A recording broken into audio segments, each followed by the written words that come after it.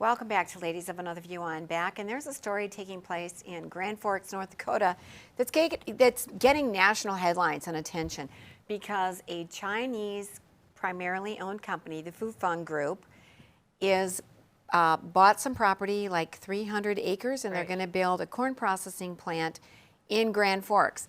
There was a meeting on Tuesday, city council meeting. They voted 5-1 to move forward. There's a lot of people upset, a lot of citizens very concerned. So I have Craig Spicer and his son Christopher coming to us from Grand Forks to talk about this. Welcome to the show. Thank you. Thank you. Hi. Craig, move in a little bit more into the camera. I can only see. Oh, there you go. Sure. There you go. Perfect. Perfect. Craig, I talked to you by phone, and you were at that meeting on Tuesday. Can you, in a nutshell, tell us what the issue is and what's going on?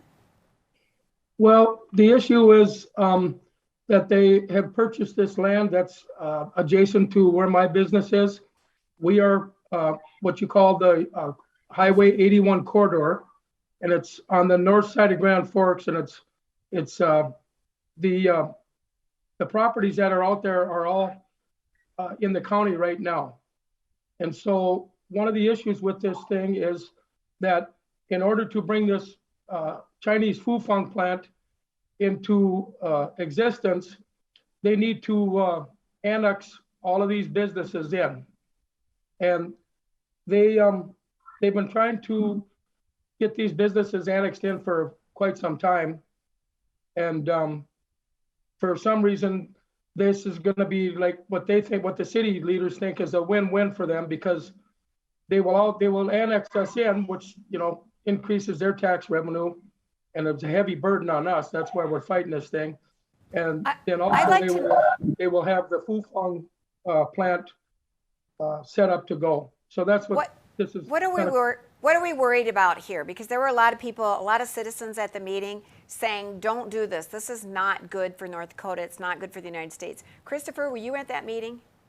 Yeah, I was at the meeting as well. And I feel like some of the citizens' concerns are the water usage, the air pollution, the land pollution, the smell that's going to come. I live in the north end of Grand Forks, and I'm about a mile from where this facility will be. And we are definitely going to get the smells coming off of this thing.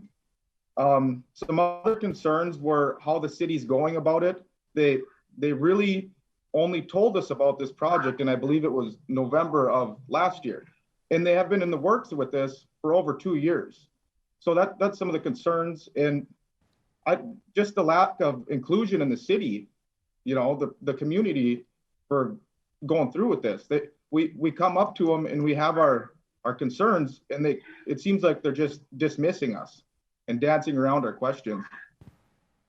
You know, I did some research. Of course, I think I'm the research person here, it seems. And it also, one of the neighbors is the Minot Air Force Base. And that's a pretty... Grand Forks. Why did I say Minot? I have Minot on my brain. I'm sorry. I'm talking about a trip earlier today. I'm sorry, Grand Forks Air Force Base. And that is a pretty big Air Force base. And the plant is going to be located about 13 miles from there, which 13 miles maybe seems like not a lot. But if you're considering in 2023, the Air Force Base is going to go through a pretty significant renovation, isn't it? It's going to be, it's going to become an ISR certification. What that means is intelligence, surveillance, and reconnaissance. That sounds pretty major. That sounds very serious. And then you're going to put the CCP owned, I mean, really, anything from China, CCP, Communist China Party, and they have ties to the workforce camps and the forced labor where they're enslaving the Muslims and the other religious groups.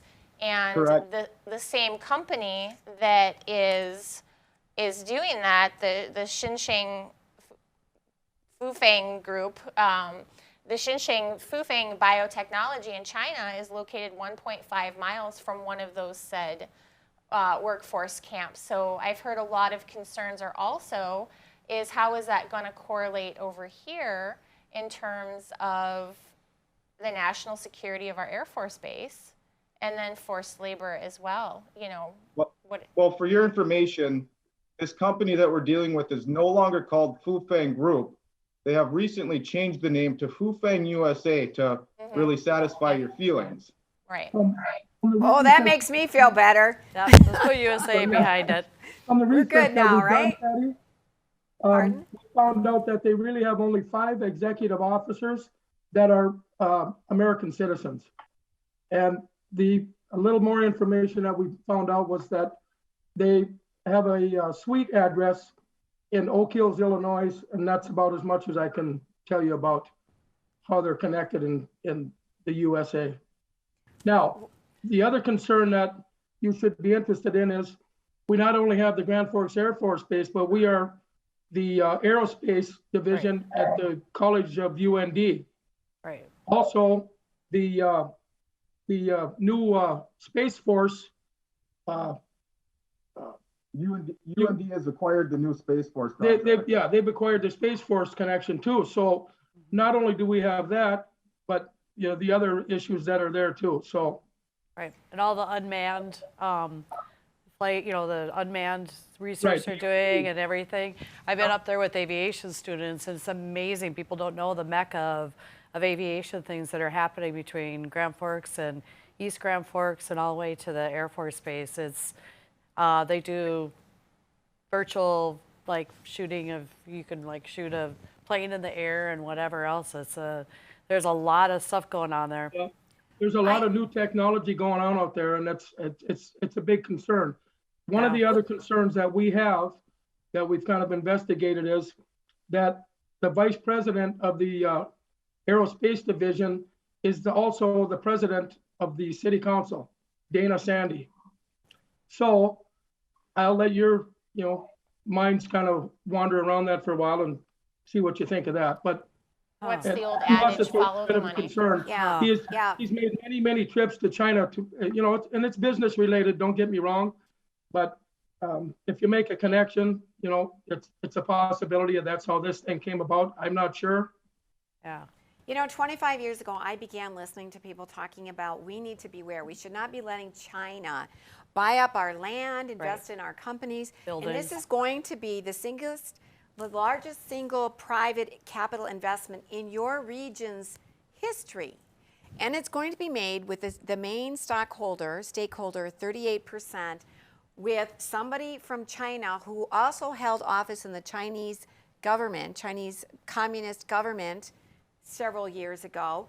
And it's around sensitive, high security clearance, military, government organizations. And I just think, why would you welcome China in? They are not our friend. We cannot trust them. But if you also dig deeper into what they're actually producing, that's what I was thinking, during COVID, I think we really felt the impact of how much multinational companies we have in the United States. The pork processing plants, they are owned by China. They were shut down. There was the mass slaughter of all of the hogs because they couldn't process them. So now in today's time, because we just did hogs a few weeks ago, you couldn't find them. And if you could find hogs, they were not good quality hogs because they had to be killed. And so this plant is going to be producing pharmaceuticals. It's going to be producing a lot of byproducts that are put into animal feed. So they're taking North Dakota corn, they're producing something. Are they going to put it back into our economy, or is it getting shipped back to China? No, it's going to be exported, most of it. Exactly. I don't know the percentage, but most of it is going to be exported back to China. Thus, so we don't have those things. Yeah. Pardon me? We don't have those things coming into ours. I'm sorry, I'm walking on you, my fault. No, you go ahead. In reality, what's happening here is they're being funded by taxpayer money to grow a product that supposedly brings income to the farmers, which we have a debate on that on both sides.